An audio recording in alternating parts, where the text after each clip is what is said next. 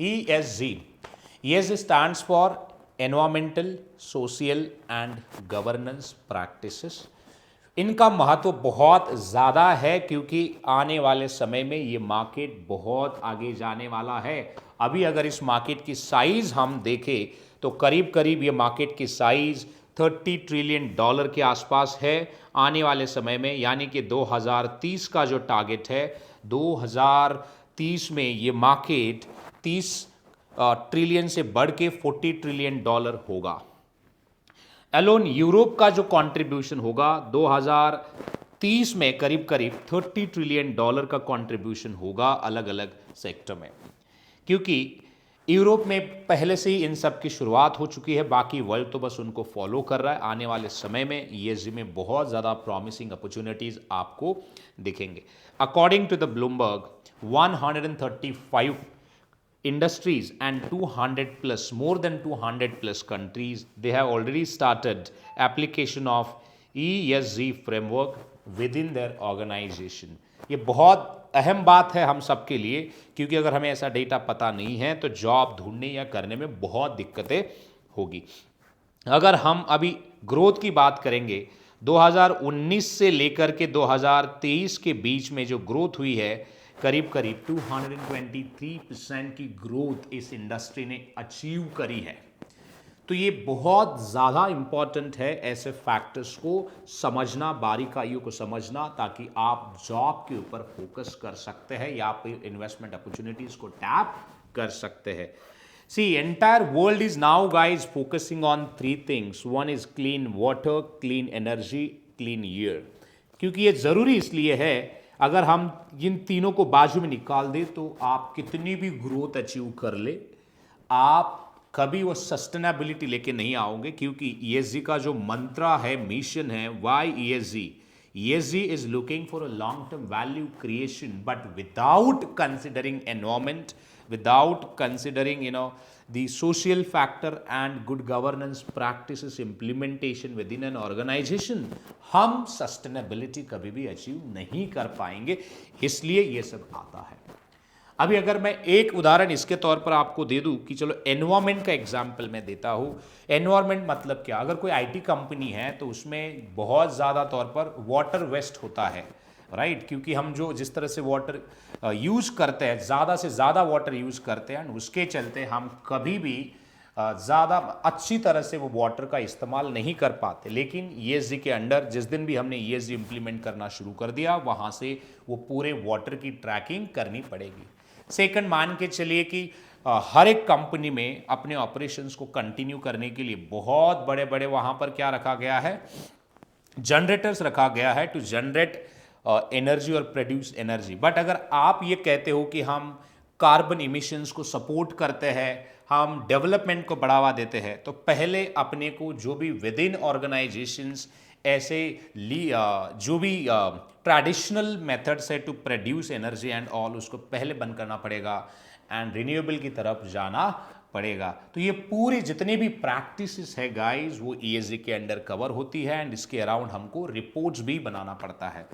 इसके अलावा समझिए, जैसे अगर मैं सोशल फैक्टर्स की बात करूं, सोशल फैक्टर्स मतलब एम्प्लॉय की केयर, उनकी वर्क लाइफ बैलेंस, उनकी सेफ्टी, सिक्योरिटी, प्रोडक्ट कैसा है, प्रोडक्ट हमारे सोसाइटी को कितना हार्म करता है, उसकी पैकेजिंग सही है या नहीं, एक्सपायरी के जितने भी एक्सपायरी साइकिल्स होती है प्रोडक्ट्स की, वो फॉलो हो रही है या नहीं हो रही है। बहुत सारे ऐसे नॉर्म्स है कि जो एक ईएसजी रिपोर्ट्स में कवर होते हैं। उसके अलावा अगर मैं गवर्नेंस की बात करूं, देखो वहाँ पर एक कंपनी थी अपोलो टायर, उनके सीईओ ने क्या किया कि सालाना हाइक वो खुद को 40% के आसपास देता था, क्योंकि बोर्ड ऑफ डायरेक्टर भी था, फाउंडर भी था, सीईओ भी था। एंड कंपनी की जो ग्रोथ थी, कंटिन्यूसली रेवेन्यू डाउन होता था, उसके चलते शेयर होल्डर्स ने उसके ऊपर ऑब्जेक्शन लिया कि भाई अगर कंपनी की ग्रोथ उतनी नहीं हो रही है, फिर भी अगर आप खुद को 40% हाइक देते हो, so which is not good at all. तो आप इसके ऊपर काम करिए, ऐसा नहीं होगा। आप कंपनी की ग्रोथ करिए फिर चार्ज करिए, कोई दिक्कत नहीं है। तो ये पूरा किस में आता है, गवर्नेंस प्रैक्टिसेस में आता है, क्योंकि इसके अराउंड हमें फ्रेमवर्क डिजाइन करना पड़ेगा। यही नहीं, जैसे एम्प्लॉय एम्पावरमेंट हुआ, equality हुआ, equal opportunities at workplace, dignity at workplace, respect to the employees at workplace, that all comes under your ESG practices. and इसलिए इन सब को समझने के लिए हमको ये याद करना पड़ेगा कि इन सब को कंसिडर करने के बाद ही हम आगे सस्टेनेबल ग्रोथ कर पाएंगे। ऑलराइट, ये सीखना ज़रूरी है, समझना ज़रूरी है। तो हम इसके ऊपर सैलरी की बात करते हैं कि भाई कितनी सैलरी सर मिलेगी। देखो 15 से 20 लाख की एवरेज सैलरी रिपोर्ट हुई है। ये डेटा रियल डेटा मैं बता रहा हूँ। इसमें जितने भी कंपनीज है अक्रॉस ग्लोब, जैसे oil, chemical, marine, shipping, defence, IT, banking, finance, fund management, all companies they have started implementation of ESGs and even a disclosure of ESGs at the time of the financial reporting and all within the organization, तो वो होना शुरू हुआ है। Qualifications की अगर मैं बात करूँ कि सर मुझे सीख के आगे जाना है, सी एट द मोमेंट हमारी इंस्टीट्यूट भी कोर्स दे रही है। अगर आपको कोर्स करना है so you can enrol. We have design course which covers introduction to ESG। It means एक प्रैक्टिकल मॉडल ESG क्या है और इसके अलावा एक असेसमेंट होगा जिसके तौर पर आपको सर्टिफिकेट मिलेगा। ऐसा कोर्स हमने क्रिएट किया हुआ है। तो ये है ESG के लिए जो आने वाले समय में अपॉर्चुनिटीज़ आपको दिखेंगे। ESG, ट्रस्ट मी गाइज, एक ऐसी फील्ड है जहां पर कोई मोनोटोनस वर्क नहीं होगा। यहाँ पर आपको हर बार आपके कंपटीटर्स के मैट्रिक्स को इवैल्यूएट करके अपने खुद के कंपनी के लिए मैट्रिक्स बनाने पड़ेंगे, मैट्रिक्स और बेंचमार्क्स बनाने पड़ेंगे। इसमें कार्बन अकाउंटिंग भी आता है, कार्बन अकाउंटिंग के टाइप्स और कैसे वर्क होता है, बहुत सारी ऐसी चीज़ें हैं जो इसमें आपको देखने को मिलेगी। अगर आप इन सब में रुचि रखते हो, आपको लग रहा है कि आप इसमें करियर करना चाहते हो, तो इमीडिएटली नीचे दिए हुए नंबर पे कॉल करिए, बात करिए टीम के साथ और मैदान में उतर जाइए ESG में नए अपॉर्चुनिटीज टैप करने के लिए। मैं समझता हूँ कि अगर हम ESG को सही मायने में देखें तो ESG एक है कि जो आने वाले समय में, क्योंकि हम कितनी भी ग्रोथ अचीव करें, विदाउट एनवायरमेंट हम ग्रोथ अचीव नहीं कर सकते।